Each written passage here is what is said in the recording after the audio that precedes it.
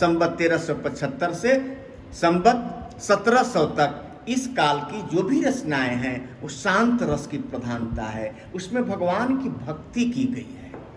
तो इसमें दो तरह के कवि हुए, दो तरह की काव्य धारा हुई। पहली काव्य धारा निर्गुण काव्य भक्ति काव्य धारा और दूसरी सगुण भक्ति काव्य धारा। इसी निर्गुण भक्ति काव्य धारा में आपके कबीर दास आते हैं। अन्य कवियों में सूफी संत जायसी, कबीर दास, स्वामी रैदास, कुतुबन, मंझन, ये लोग निर्गुण भक्ति काव्य धारा के कवि हुए। और सगुण भक्ति काव्य धारा में सूरदास और गोस्वामी तुलसीदास जी जैसे सैकड़ों भक्त कवि आते हैं जिन्होंने भगवान श्री राम की आराधना की या भगवान श्री कृष्ण की आराधना की। उसमें भी दो भाग हो गया, एक राम भक्ति शाखा और दूसरी कृष्ण भक्ति शाखा। दो तरह के कवि उसमें हुए। राम के आराधक राम भक्ति शाखा के कवि कहलाए और श्री कृष्ण के आराधक श्री कृष्ण भक्ति काव्यधारा के कवि कहलाए। उसके बाद रीतिकाल का समय आ जाता है संवत 1700 से संवत 1900 तक। इस काल में श्रृंगार रस की प्रधानता रही। नायक नायिका का भेद, नायिका के श्रृंगार का वर्णन, नायक की सुंदरता का वर्णन इस काल की कविताओं में ज़्यादा पाए जाते हैं। इस काल के प्रमुख कवि हुए बिहारी लाल, केशवदास, मतिराम, घनानंद, भूषण, पद्माकर, ठाकुर, बोधा, आलम इत्यादि। इसके बाद आधुनिक काल का समय आता है संवत 1900 से। संवत 1900 का मतलब हुआ कि संवत में इसमें 57 वर्ष आप घटाएंगे तब ईस्वी सन बनेगा, यानी लगभग 1840 से 50 के बीच का जो समय आता है वहीं से आधुनिक काल की शुरुआत होती है। और वहाँ माखनलाल चतुर्वेदी, मैथिली शरण गुप्त जैसे कवि हिंदी साहित्य को मिलते हैं और महावीर प्रसाद द्विवेदी, ये द्विवेदी, शिवपूजन सहाय जैसे गद्यकार हिंदी साहित्य को मिलते हैं। प्रेमचंद जैसा ग्रामीण जीवन का चित्रकार योद्धा मिलता है हिंदी साहित्य को। प्रसाद पंत, निराला, दिनकर, गोपाल सिंह नेपाली इत्यादि बहुत सारे कवियों का प्रादुर्भाव होता है हिंदी साहित्य के मंच पर। और आज तक के कवि जैसे आप कुमार विश्वास को जानते हैं, दिल्ली के कवि हैं, कविता तिवारी लखनऊ की कवयित्री हैं, इस तरह के बहुत सारे कवि हैं। इसलिए मैंने कहा आधुनिक काल का समय संवत 1900 से लेकर अब तक आता है। आप देखिए, आपको पढ़ना है निर्गुण भक्ति काव्य धारा। निर्गुण भक्ति काव्य धारा में दो तरह के कवि हुए, एक प्रेमाश्रयी शाखा के कवि हुए और दूसरे ज्ञानाश्रयी शाखा के कवि हुए।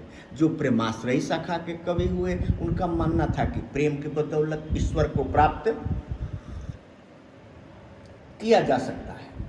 जायसी ने अपने पद्मावत में इसी बात की व्याख्या की। कुतुबन ने भी, मंझन ने भी कहा कि प्रेम अमोलक है, प्रेम की बराबरी करने वाला दुनिया में कुछ भी नहीं है। इस प्रेम के बदौलत ईश्वर को भी प्राप्त किया जा सकता है, ईश्वर प्राप्ति का दूसरा कोई साधन नहीं है। जबकि ज्ञानाश्रयी शाखा के कवि कबीर दास और संत कवि स्वामी रैदास जी का मानना था कि नहीं, ईश्वर को प्राप्त करने के लिए प्रेम की जरूरत नहीं है बल्कि ज्ञान की जरूरत है। ज्ञान के बदौलत हम ईश्वर को प्राप्त कर सकते हैं। इस प्रकार हिंदी साहित्य में संस्कृत साहित्य के प्रभाव से द्वैताद्वैत, विशिष्टाद्वैत, अद्वैताद्वैत, द्वैत बहुत सारे मतांतर आए और गए। लेकिन कबीर दास की कविताओं में, कबीर दास एक अनपढ़ जुलाहा के घर में जिनका पालन पोषण हुआ, सुबह में मैंने बतलाया था कि विधवा ब्राह्मणी के गर्भ से इनका जन्म हुआ था। और कबीर दास बनारस के लहरतारा तालाब के पास इनका जन्म स्थान माना जाता है। इनका पालन पोषण नीमा और नीरू नामक जुलाहा दंपति ने किया था, इसलिए बचपन से कबीर दास को भी जुलाहा का काम मिला था और कबीर दास बड़े निष्ठा के साथ करते थे बुनाई और कटाई का काम। क्या मालूम था लोगों को कि आगे चलकर यही संत कवि कबीर दास के नाम से सारी दुनिया में जाना जाएगा, जो नीमा और नीरू को अमर बना देगा। कबीर दास की एकमात्र रचना है बीजक, ब दीर्घई बीजक, बीजक, जिसमें 3 पार्ट हैं। तीन खंड क्या क्या है? साखी, सबद और रमैनी। साखी, सबद और रमैनी। अब देखिए, अब आपको क्या पढ़ना है? साखी। तो साखी शब्द कैसे बना? साक्षी। साक्षी कैसे बना? साक्ष्य। साक्ष्य से हुआ साक्षी, साक्षी से हुआ साखी। तो साक्षी मतलब गवाही। साक्षी तत्सम हुआ और इसका तद्भव क्या हुआ? साखी।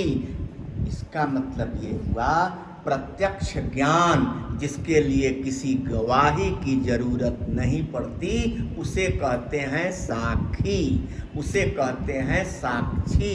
कबीरदास के बारे में कहा जाता है, उन्होंने जीवन में किसी पाठशाला में नहीं पढ़ी, उन्होंने अपनी पढ़ाई किसी पाठशाला में नहीं पढ़ी, बल्कि कहाँ पढ़ी? तो जीवन की पाठशाला में कबीरदास को पढ़ने का मौका मिला और जीवन के एक से एक अनुभवों को, जीवन के बहुतेरे अनुभूतियों को कबीरदास ने अपनी सधुक्कड़ी भाषा, कबीरदास की भाषा को क्या कहते हैं? सधुक्कड़ी भाषा।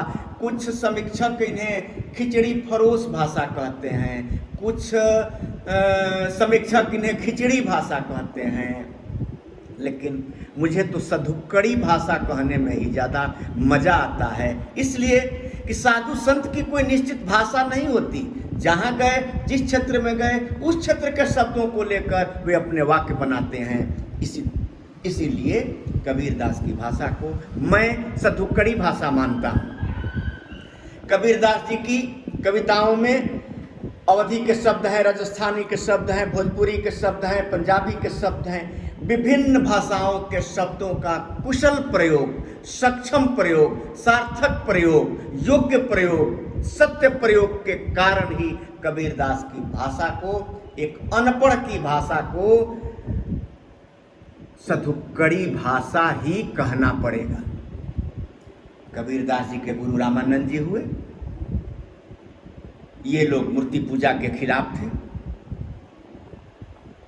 ये लोग संसार के, प्रकृति के हर कण में ईश्वर का वास मानते थे, कहीं खुशबू के रूप में, कहीं सुंदरता के रूप में, कहीं कालिमा के रूप में, कहीं लालिमा के रूप में, कहीं श्वेतिमा के रूप में, कहीं हरितिमा के रूप में, कहीं पिलाभ रूप में, कहीं सुगंध के रूप में, कहीं चमक के रूप में, कहीं शांति के रूप में, कहीं भक्ति के रूप में। प्रकृति के हर कण में इन्होंने ईश्वर का वास समझा।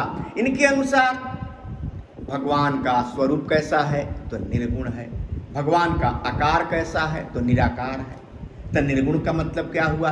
कि जिसमें कोई गुण नहीं हो, गलत बात। निर्गुण का मतलब हुआ कि जिसमें कोई खास निश्चित गुण नहीं हो, सभी गुणों का सार हो।